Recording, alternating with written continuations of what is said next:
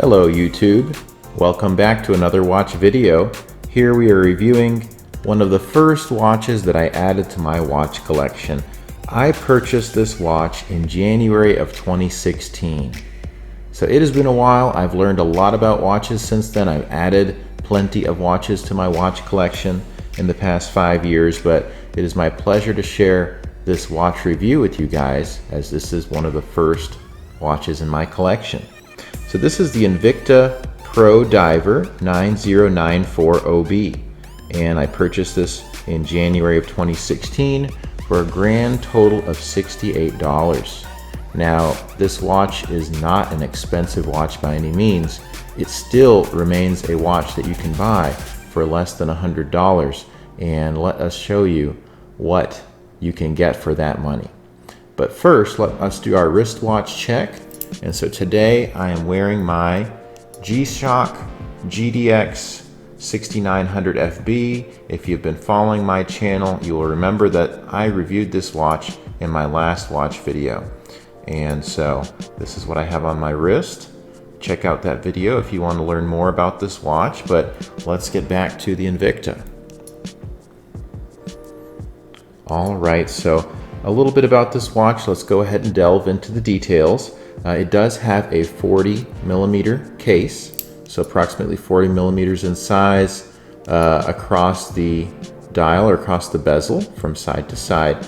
And then it has a lug to lug length of 48 millimeters, and it has a height of 13 millimeters. So overall, a somewhat classic, somewhat sporty size and dimensions for this watch. Of course, it's not a very large watch in today's standards for men's watches, but we'll discuss later why Invicta probably picked this 40 millimeter size for this watch. And it is on a stainless steel band. As you can see, it's somewhat dressy or flashy in appearance. It does have polished center links, which almost give a mirror-like appearance to it, which is really nice. And then on the outer links, it has a brushed appearance. And of course, a brushed stainless steel link is good for activities, which this watch of course is made for, given that it's a diver's watch, but that's because it helps to hide scratches, unlike the high polish in the center, which of course would be more inclined to show scratches on there. And it is of course of an oyster style bracelet, just based on the way that the links join together and the overall appearance of the bracelet. We would classify this as an oyster style bracelet.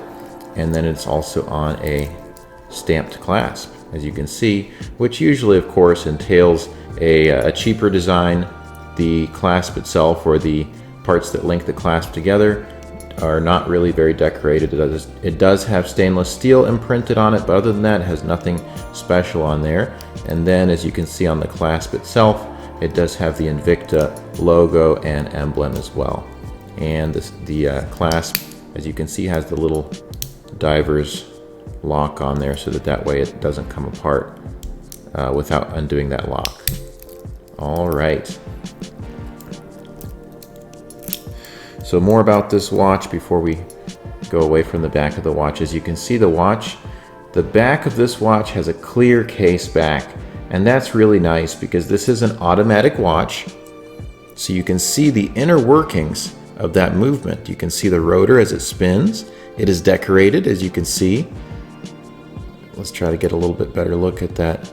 That's very nice. I like the way that they have made that rotor very decorated, very nice looking. And of course, it does have some customization by Invicta. It does say Invicta Watch Group since 1837, USA product design, 24 jewels. And then it has some additional information. As you can see on the left part of that rotor, it says NH35A. And that actually tells you about the movement itself.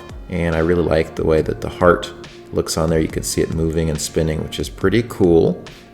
So again, more about that NH35A, because this is an Invicta watch, but the movement is actually made by Seiko, and it is a very nice workhorse movement. It is very reliable. It can be used in sports and impacts. such as swimming and diving, obviously, and so that's important in this watch, but it's also very accurate. It keeps time very well. Okay, and more about the case back. It has a polished appearance. It has more words like Invicta, water resistant, 200 meters. Has the model number, which again is 9094OB, and all stainless steel. So that's how the back of the watch looks. As you can see, it is non-solid or hollow end links linking the bracelet to the watch case itself.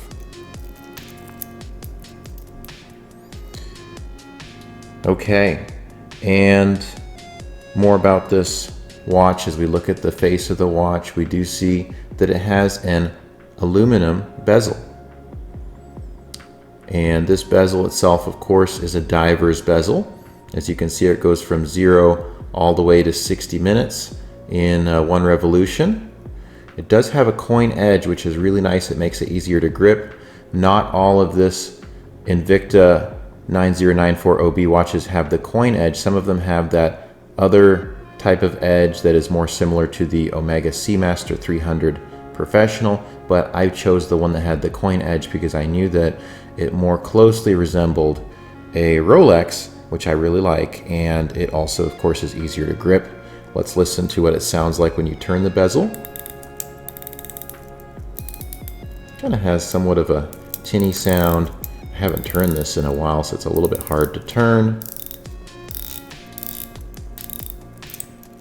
It is unidirectional, which means I cannot turn it in the other direction, which is important for any diver's watch because you use this to time the oxygen in your oxygen tank, and obviously if it were to turn the wrong way, it would indicate more oxygen or more time than is available or safe to continue diving.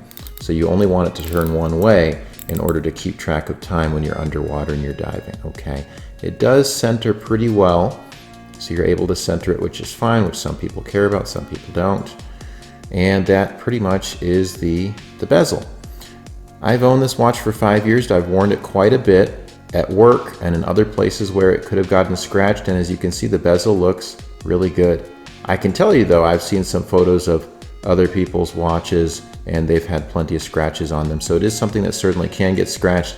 It is not nearly as durable as, of course, if it were to have a ceramic bezel, but it does the watch well in terms of appearance, usefulness, and of course it's what you would expect at this price point. Looking at the watch face and at the dial, it's a blue color, but it's really nice because it changes its tone and appearance based on how much light is available, and it almost has somewhat of a purple hue to it, or just simply a dark or deep blue. And that's something that makes this watch appearance look a lot nicer and more appealing and more pretty, actually. Now, the indices, as you can see, or the hour markers, in other words, there's no numbers on the inside. All the numbers are on the bezel. The numbers on the inside of the watch, other than the date window, of course. The hour markers are indicated by circles or rectangles at the 6 o'clock and 9 o'clock position, and then a triangle at the 12 o'clock position. And all of these indices have luminosity or lume inside, as is there is lume also on the minutes hand and the hours hand. There's a little bit of lume on that seconds hand, little circle or lollipop as some people call it. And then there's, of course, there's luminosity in the lume pip at the 12 o'clock position on the bezel too. That's important, of course, for seeing in dark environments or for reading the time, telling the time underwater. Speaking of water, this watch is 200 meters water resistant, so even though they call it a pro diver, it's not really for professional divers. It can't go that deep under the water, but it would be suitable for snorkeling and shallow diving. On the dial of the watch, you can also see the Invicta a symbol or name, basically, and then also the symbol for Invicta as well, which is some wings with a diamond shape and a plus sign in the middle. And on the watch, there's not a whole lot of print on there, but there's a few words that are written, such as automatic, professional, the water resistant level as well, and then Japanese movement at the bottom. And then you have the date complication here with the Cyclops crystal, which helps to magnify that date, so it's a little bit easier to read. And of course, again, this is copying or very similar to the Rolex Submariner. The crown on the side, the crown is a signed crown, and so it does have, again, that Invicta emblem, which shows the diamond with the plus in the middle. It is a screw-down crown, so if you want to change the time, you have to actually unscrew it. And then when it comes out, you can pull it out one position to change the date window. You pull it out the second position to change the time. It is a winding movement.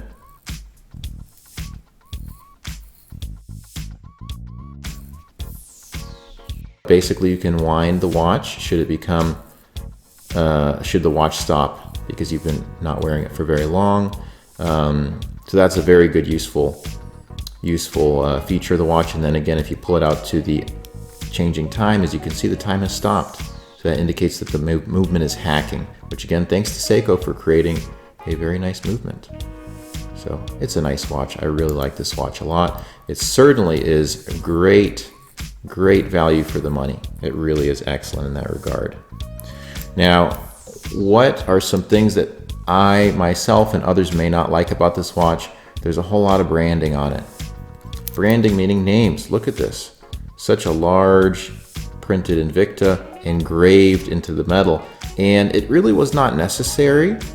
I may think about reasons for why Invicta would do that, because Invicta, of course, is making this watch and it looks very similar to and is actually a homage watch for the Rolex Submariner. But that being said, you know, they want to make sure it looks different, it stands out, so that people cannot accuse them of making a replica or a copy of the Rolex Submariner. Now let's face it, this watch looks so similar to the Rolex Submariner. You really, when you're buying this watch, you're getting it partly because it looks like one, because you like the design of the Rolex Submariner, and it's really a beautiful watch, as is the Rolex Submariner. It's a tool watch in the sense that you use it for specific reasons. You can use it because it is very hardy and durable. You use it because you can tell time with it. You can time things. You could even time other things other than diving. And that's very easy to use with the bezel. So basically what you would do is you'd turn this pip to wherever the minutes hand is. So for example, right now, you would turn it to where the minutes hand is. And then as time passes, when you glance at your watch, you just look at where the minutes hand is in relation to the outer bezel. Once the minutes hand reaches this mark, that would be 5 minutes has passed, 10 minutes, 15 minutes, and so on. So it's actually very useful even if you're not a diver. I've never professionally dived in my life in terms of scuba diving, and it's very useful in day-to-day life. If you want to time things while you're cooking, you can use this watch. You can time virtually anything just to keep track of how long you have already spent doing an activity, and you can just, so it's very useful as a timing watch as well. And it's a timing watch, yet it is not digital. That's one of the great things about this watch. I didn't realize how easy it is to time things with a mechanical or an automatic watch, even when it doesn't have a digital watch face where you'd have the usual buttons on the sides where you can push it in to activate a stopwatch function. And the luminosity in this watch is very, very bright, so you can actually use this at nighttime. If you wanted to tell the time, or if you wanted to time things at nighttime, you could use this as well. Now, when I bought this watch, I was a big fan of the design of this watch. In fact, I had seen this watch before I ever discovered the Rolex Submariner, and I liked the watch design. So while obviously we have to give some of the credit to Rolex for how good this watch looks, it doesn't mean that people are all buying this watch because they want to get a watch that looks like Rolex to fool people into thinking that they own a Rolex. Some people buy this just because it is a very nice looking watch, very useful, and very affordable.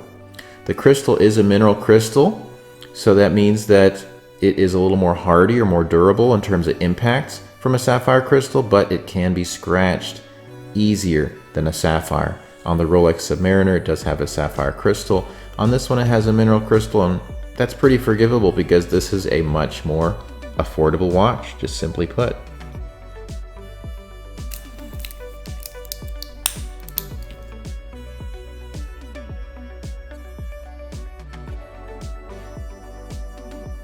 as you can see, this is the 40mm size.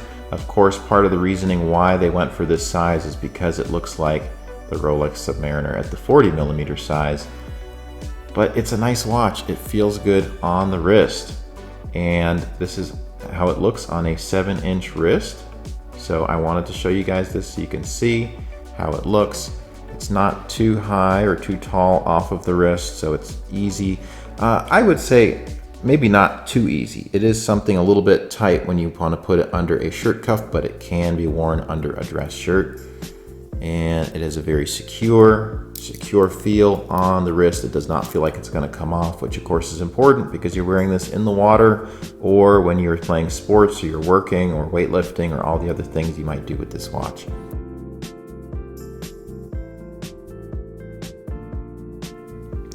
And that concludes this watch review video. I hope you liked this review. If you learned something from it, please hit the like button. Please comment below and let me know, what are your thoughts? What's your opinion about this watch? This is a very, to some degree, controversial watch because of how much it looks like the Rolex Submariner. But again, it has its own attributes and its own quirks and qualities that people may love or may hate about it. So please let me know what you think about this watch, or let me know what were your experiences if you have owned or currently own this watch. And please, guys, subscribe to my channel. I love you guys. I want you to continue to follow me in my watch adventures as I discover new watches and as I share with you guys my watch collection. You guys have a wonderful day. We'll see you in the next watch video. Adios, guys.